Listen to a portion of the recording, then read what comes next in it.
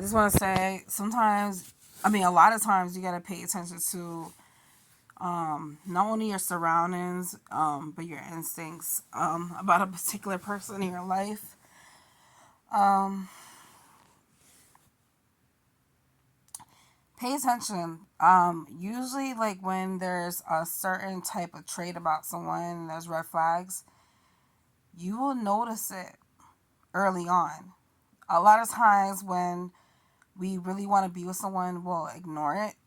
We'll just think we're tripping. We'll just, we'll just, I can't, well, I guess you could say, be in denial about it. Um, we're trying to, like, okay, let me just give this person a chance, weigh them out. And usually when you do that, it can end up to the point where it's kind of like too late. You got in too deep. So if a person, for example, is showing you multiple red flags throughout the time of you talking to them, an observant type of person will realize this and analyze this about a person real quick, especially if they've been around people that have shown toxic traits about them already. Um, I listen. No one is perfect, but if a person has a continuous toxic pattern about them that is very negative, that they don't even want to realize or acknowledge or even work on, especially if people already address it to them in the most polite way, then that's a problem. Sometimes people, it's kind of like that terminology, like you could bring your horse, not terminology, it's kind of like that analogy. You could bring the horse to the water, but you can't make it drink type thing, like metaphor, whatever you want to call it. But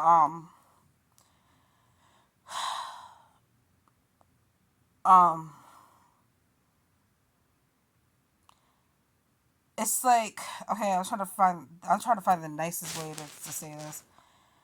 If a person, like, okay, if this is why communication is very important.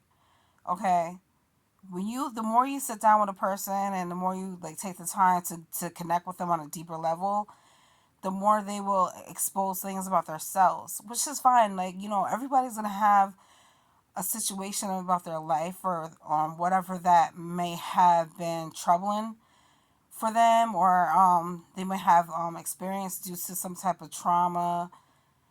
um I do believe that every person in this world is born with some type of addiction, even if it's not drugs, alcohol.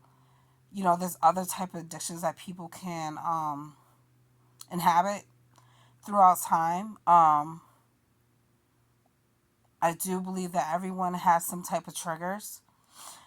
Um, so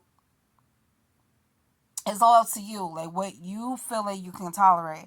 If you've been in a toxic relationship with someone before and you tend to attract toxic people and you don't understand why, a lot of times it could be the reason because you feel some type of connection from the jump, because something about them makes you feel connected, because you have something about that person makes you feel like, okay, we have something in common. We have something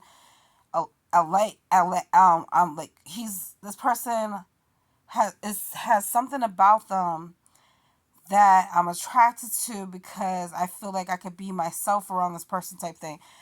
But you have to be very careful. Like, if you know that there's certain things that you don't like, you have to ask. It's okay to ask certain questions off the rip and set boundaries. If I like to connect with people on a deeper level, no matter who it is. It could just be a friend, that's a girl, whatever the case may be. Like, we chilling, like, type thing. But if I notice how this person is acting towards other people behind their back, that she's calling so friends or whatever, or how this person acts when they get mad, about something that could be solved, that I feel like is very petty, and she or he ends up doing something so spiteful, even if the person did nothing wrong to them, they do spiteful things. And I'm not that type of person, because I believe in karma. So you have to pay attention to that, because if they're gonna do that to other people that don't deserve it, and they're gonna handle situations like in a crazy type of way, trust me, they're gonna do it to you. Believe it or not, it doesn't matter how long you've been cool with that person, whatever, whatever. And sometimes when you hang out with certain people, you got to be careful. Like, you might end up picking up nasty habits from being around that environment, and you don't even realize it until like it's too late. And another thing is that you got to be careful who you associate with, because their behaviors can jeopardize your situation. You could end up losing your car because of their toxic ways. You could end up losing your kids because of their toxic ways. You could end up losing your place because of their toxic ways, your job. The list goes on. Your finances. You have to be careful who you surround yourself around and who you associate with. And I noticed, like, with men, even with women, um, there's a lot of people where I live at that have a lot of type of issues. There used to be a mental institution hospital. Um, I think it opened. I don't know if it was in the late 1800s or the early 1900s. It's well known. There's a state hospital, a big property. They tortured a lot of people that had mental issues in there. They didn't know, how to handle it right. So a lot of people were tortured in those mental institutions. They thought that their way of their methods of doing things um, was the right way to handle people that were not mentally stable and mentally disabled, or whatever the case may be. So so a lot of people call it haunted. It was even on this TV show. I can't remember what the show was called, but it was broadcasted on this TV show about haunted places and stuff like that. So I live I live not too far from that, say, mental institution hospital. Okay, big property, huge. They're trying to build an amusement park there. I'm not sure if they really are, but there's a graveyard like right next to it. All the people that passed away, people that work there, whatever the case may be. So, anyways, so there's a lot of people spread it out that have mental issues from their parents, their ancestors, relatives, things like that, that live in this area. Okay, and not just my area, different towns that's connected close to my area. Plus, Native American territory is close to where I live and where the state hospital resides. Okay, so it's this area, you will see and hear people come from different states that come to visit because they have like a family member that lives out here, or whatever the case may be, or they're coming here for a job. There's so many different reasons. You have people come here for different reasons, right? And I tell them, go back, because a lot of times when you come out here, you get stuck. And then they notice that a lot of people out here act like zombies.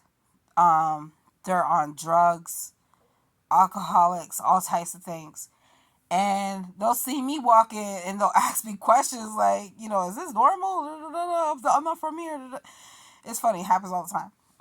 Um, I definitely feel like where I reside is cursed. A lot of times when I have tried to purposely leave this area, unfortunately, I have no choice but to come back out here. One, because my oldest son lives out here, and I want to be close to him. Two, it's a lot quicker to get on your feet and to financially to get on your feet out here where I live. Okay. I live in Connecticut. All right. So, another thing, if a person, oh, this might be like a 30-minute video. I'm not sure. If a person that you are dating or you're trying to get to know, right? You notice red flags, and they say, and then you call them out on it. And you say like, hey, like, I don't like it when you do this, whatever the case may be. I don't feel like that was cool how you said that, whatever, right? Oh, I'm sorry, I won't do it again. Like, I didn't even, notice that. I gotta work on that, whatever the case may be, right? Cool. They work on it for like a day or two, right?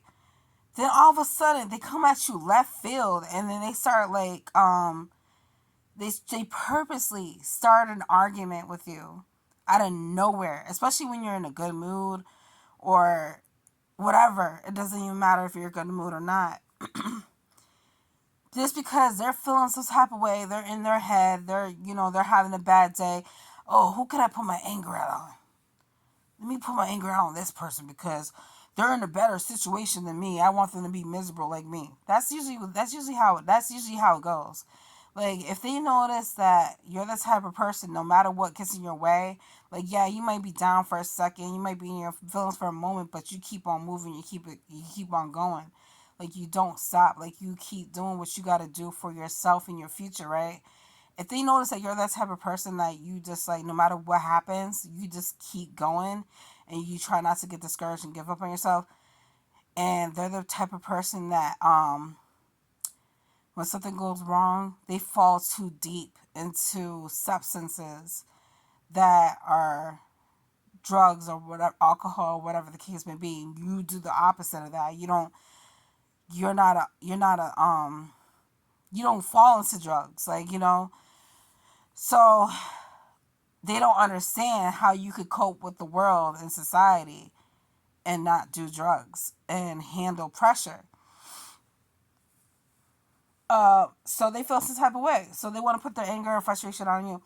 So if a person, and the reason why I do these videos, because like I like to talk about my personal experiences, because I don't want like a young man or a young woman to go through this like when they don't have to. So this is how I feel. I feel like it's always best to, like, if you're young and focus on, like, say you're still in high school. If you're young, I told my son this too. It doesn't matter if you're a young man or whatever. You don't have to rush into dating. You don't have to rush into dating. You don't have to rush into losing your virginity. You have to be careful, because as soon as you, because I had my son young, so um, as soon as you feel like don't feel like you need to grow up too fast. Take your time. Listen to the teacher. Take advantage of the education resources that's out there. Um, I tell my son all the time, don't focus on dating until you're done with college, at least, because I don't want him to get a girl pregnant at a young age. I don't want him to get distracted from school. I want him to graduate. I want him to get his degree. I want him to travel, you know, get to know himself, love himself. Because there's people out there that can lie, and you don't know what kind of person they really are. They may have a sexual transmitted disease. They may have they a lot of women, they'll say that they're on birth control or not. A lot of women, they'll make it seem like they love you and they cheat on you. Goes to men as well. So if I wouldn't had the guidance and that advice that I was seeking for, that I didn't get, my life would have been tremendously different. But I am grateful that I had my son. He's a blessing. But at the same time, I do wish I would have been able to handle things differently. So I'm not ashamed, for how my life turned out, because I want to help others, like, prevent that from happening to them. And if it is currently happening to them, I want to give them the advice that I have. on how to cope and deal with certain things. So um if a person you're dating disrespects you multiple times and acts a certain type of way, crazy, immature, whatever the case may be, right? And you address the situation and they're purposely pushing your buttons, like purposely trying to take you off, trying to get you mad, irritate you, whatever, and then when you start to tell them like, hey, I'm not going to tolerate this, and then you put your foot down and they got a problem with it, that's a red flag right there, because they're being like a narcissistic, verbally vindictive type of person, okay?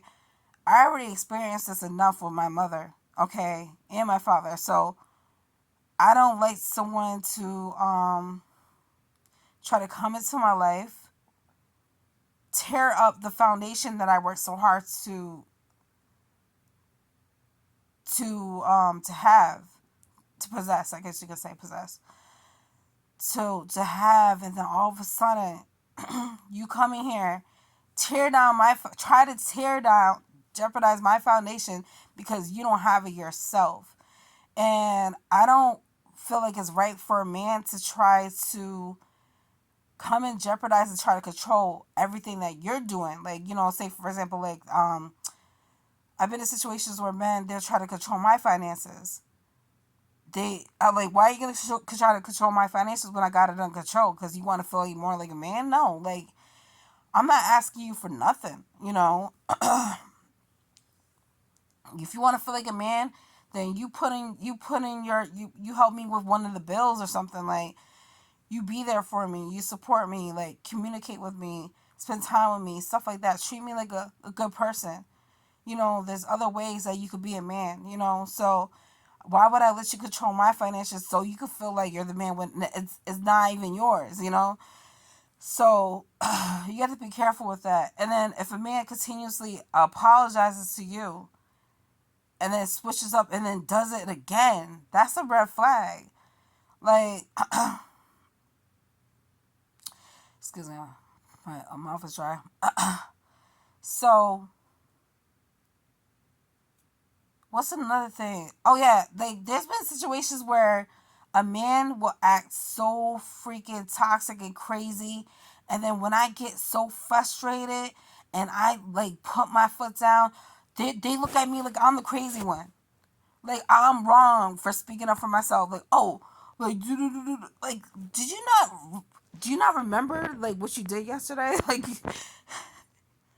I don't get that. You could act any kind of way towards me, treat me any kind of way, do anything to me, disrespect me, violate me, cheat on me, do me dirty, and I made so many sacrifices for you, and you act like you never did it. And then a lot of times, men will lie to their family to make themselves look like the better person when you are accepting them for their flaws. You are accepting them for their mistakes. You are forgiving them. You are sticking by their side.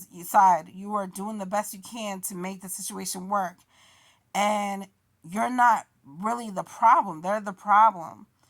And you're dealing with it, but you're not telling their family this. But their family is telling them all these lies about you and making themselves look like the innocent one when they're the enemy. And I have nothing wrong against a family sticking up for their family, but let's be real. This is the reason why we need to break these generational curses, because we have to start taking accountability for ourselves. If we notice like our children are acting a certain type of way that's not right, check it at the door, because if you don't check it at the door, it's gonna make things so much worse for them, in yourself, in your future. So um I'm not gonna stay with a man that's gonna I don't care if he's my husband. I'm not gonna stick with someone that's gonna jeopardize my future and my children's future. I'm not gonna stay with someone that's gonna jeopardize my safety. Like, you have to protect yourselves. There's a lot of men out there that's unaliving their spouse, their partner, women too, their partner, all because they don't want to be with them. Like, and then the sad thing about it is, like, where I live at, if I was to try to put a restraining order against someone because I noticed something that's like kind of like sketchy and I want to protect myself, they won't do it because I'm black. They will do it for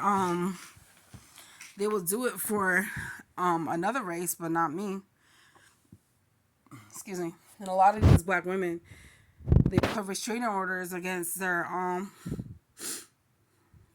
husband, their children's father, and then guess what? They end up getting unalived because the judge denied it. Even if it got like approved, a lot of these men, they don't care. They're gonna violate that. So I hope and pray that this video reaches someone and they try to learn from this and analyze the situation. If a man or a woman doesn't want to take their time to get to know you and communicate with you and court with you before they even get sexually involved or go to your house, then, especially a man, because a lot of men these days are very impatient. If a man doesn't have the patience to get to know you, like vibe with you, be careful. Like, don't even like entertain that. Like, keep it moving. Like, if a man doesn't want to meet you in a public place and he just wants to come to your place, nah. Like, don't just invite a man over to your place so quick. Like, no, we could meet at a public spot and we could chill over there for a little bit and get to know each other. You're not just gonna come over here. Like, I'm all set.